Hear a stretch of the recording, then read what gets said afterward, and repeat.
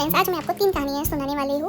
ये बहुत इंटरेस्टिंग कहानी है और बहुत ब्यूटीफुल कहानी है और ये बहुत आपको मॉरल स्टोरी एक के बाद एक मैं स्टोरी से बताऊंगी। एक बहुत खूबसूरत जंगल था, बहुत कलरफुल जंगल था। वहाँ पे एक गिलहरी रहती थी। गिलहरी अपनी फैमिली के साथ रहती, परिवार के साथ रहती थी, फ्रेंड्स के साथ रहती थी। वो बहुत खूबसूरत जंगल था, बहुत ऐसे छोटा सा एक टाउन था, विलेज था, एक गाँव था।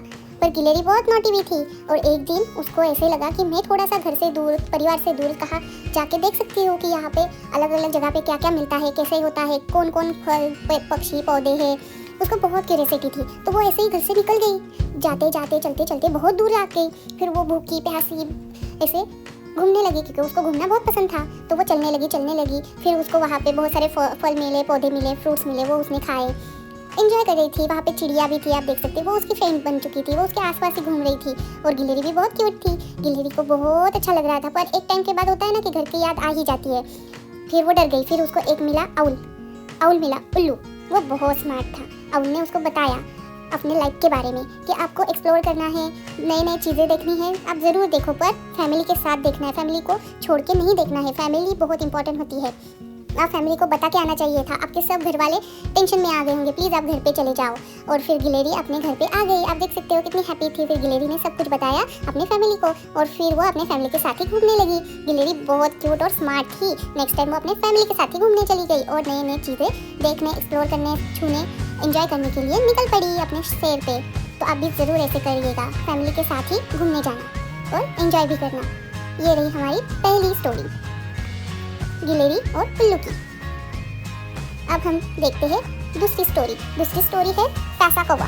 एक बात की बात है, किसी जंगल में एक अनोखा कौवा रहता था। एक दिन उसे बड़ी जोर से प्यास लगने लगी। वह पानी की तलाश में बहुत दूर तक उड़ता रहा, परंतु उसको पानी नहीं मिला। जब वो बहुत थक गया और आखिर में एक घड़ा उसको दिखा। उसको कुछ ना कुछ ऐसे घड़ा या ऐसे पानी का कुआं, ऐसे वो बहुत ढूंढ रहा था, पर उसको कुछ भी नहीं मिल रहा था। उसको वो रोने लगा था कि मैं ऐसे ही ना मर जाऊँ कि पानी के बिना। वो बहुत प्यासा था, बहुत क्या चिल्ला रहा था, पर उसको कुछ भी नहीं मिल रहा था। वो आसमान में ऊंचे जाके देख रहा था कि कहीं कुआं या घड़ा मिले तो वहाँ पे पानी होगा, या कहीं छोटा सा गाँव होगा तो वहाँ पे पानी होगा, पर उसको कुछ भी नहीं मिल रहा था। वो ऐसे ही ढूंढ रहा था जंगलों में, विलेज में। फिर उसको एक कुआं दिखा। कुएं में जाके देखा तो वहाँ पे भी पानी नहीं था, कुआं पूरा सूख गया था। फिर वो वहीं पे उसको एक दिखा घड़ा। घड़े में दिखा उसको पानी, थोड़ा सा ही पानी था। जब कौन ऐसा पानी पीना वो चाहे तो चोंच में पानी नहीं आ रहा था। वो कैसे पानी पी सकता था? उसने हर तरीके से पीने के लिए कोशिश की, पर वो सब बेकार गई। चोंच भी वहाँ पे पानी में नहीं जा रही थी। सभी उसने उपाय करके देखे। फिर उसने आसपास इधर उधर देखा। फिर उसने सोचा कि मैं ये घड़ा ही तोड़ दूँ। घड़ा तोड़ते तोड़ते वो टोचे मार रहा था घड़े को, पर उसकी चोट दुखने लगी, पर घड़ा इतना मजबूत था कि वो टूट ही नहीं रहा था।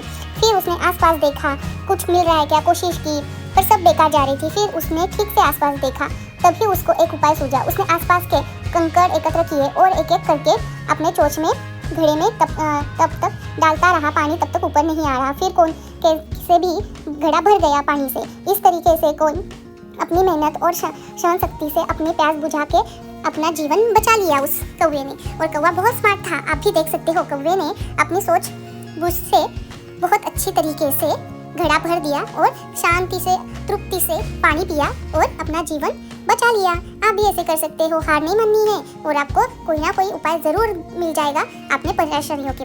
सब परेशानियों का उपाय होता है, ये आप कभी ना भूलें। और कौवे ने भी ऐसे ही सूझबूझ से अपनी जान बचाई और कंकड़ को भरते पानी ऊपर आ गया और शांति से पानी पी के अपना जीवन बचा लिया। और कौवा बहुत हैप्पी हो गया था। आप देख ही सकते हो, कौवे ने बहुत अच्छी तरीके से अपना जान भी बचाई और खुश भी हो गया। और वो देख सकते हैं चिड़िया, उसकी फ्रेंड, ये यहाँ पे भी आ गई और ये चिड़िया भी आनंद से फ्लाई करने लगी, उड़ने लगी। आप देख ही सकते हो, चिड़िया रानी बड़ी सयानी कौवे ने अपनी प्यास बुझा ली। आप देख सकते हो, और कौवा बहुत हैप्पी हो गया था। ये रही हमारी प्यासे कौवे की कहानी। अब हम देखेंगे तीसरी कहानी। सुनना चाहोगे तो सुनो। एक बहुत प्यारी सी बिल्ली थी, उसका नाम था किट्टू। किट्टू बहुत अच्छे से रहती थी, एक छोटे से गांव में रहती थी। वो गांव बहुत सुहाना, प्यारा सा, बहुत क्यूट सा था। वहाँ पे बर्ड्स भी थे, बटरफ्लाई थे और बहुत सारे लोग थे जो अपना खेतीबाड़ी करते थे और अपना गुजारा करते थे। वो किटन उन्हीं की थी, पर वो किटन बहुत नोटी भी थी। उसको बहुत इधर उधर जाने की आदत थी। वो विलेज से बहुत इधर उधर जाके अपना टाइम स्पेंड करती थी। एक बार उसको एक बटरफ्लाई मिला, पुल पकड़ू बटरफ्लाई। फिर वो उसके पीछे पीछे जाने लगी। बटरफ्लाई तो फ्लाई करता है और वो उड़ता उड़ता उड़ता बहुत दूर जाने लगा और ये अपनी किट्टू किटन उसके साथ ही पीछे पीछे पीछे पीछे जाने लगी।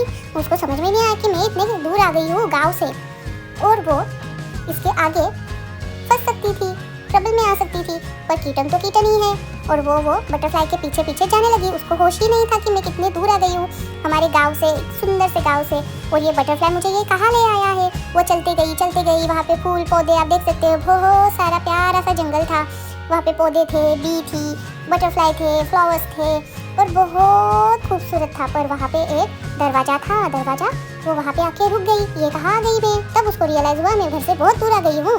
ये दरवाज़ा बहुत अनोखा था, बहुत अजीब सा भी था, पर बहुत उसको तो क्यूरियस किटन थी।